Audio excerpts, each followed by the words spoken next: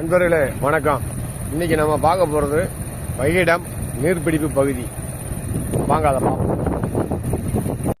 இது நீர்பிடிப்பு பகுதி. வைகை டேம்ல கண்ணு கட்டின தூரம் தண்ணி இல்லாம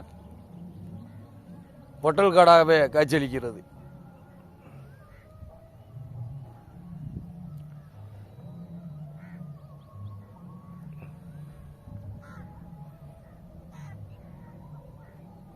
தண்ணி இல்லா வைகை டேம். வணக்கம்.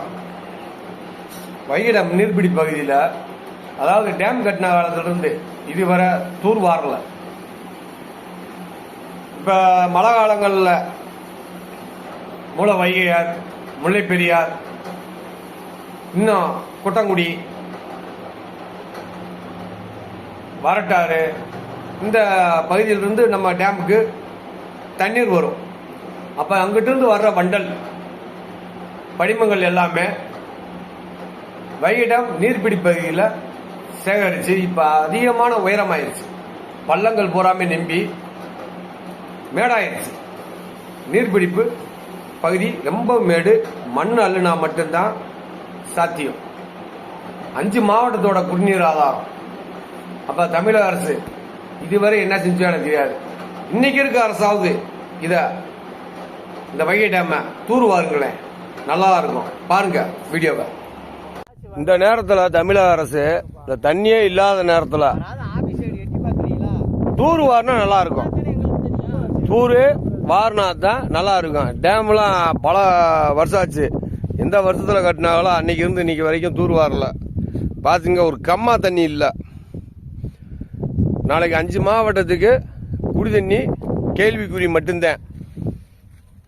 எப்படி போனாலும் கிடைக்காது. கண்ணு கட்டின தூரம் இங்கிருந்து அந்த பக்கத்தில் கிராமங்கள் தெரிஞ்சு வருங்க, அது வரைக்கும் டேம் தான். வெள்ளையா தெரியுதா? இது வரைக்குமே டேம் பகுதி தான், நீர்பிடிப்பு பகுதி தான். தண்ணி என்று என்னமோ சொன்னவனுக்கு ஆகிப்போச்சு.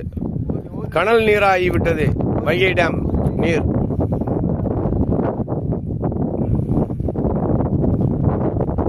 தமிழக அரசு இப்பயாச்சும் தூர் வாரத்துக்கு ஏற்பாடு பண்ணுதான்னு பார்ப்போம்.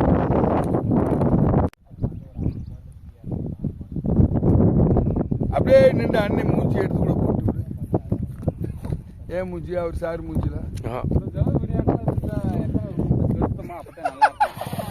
வாழ்க்கைக்கு அதே வந்து இன்னைக்கு முன்னேற்றம். எப்படியா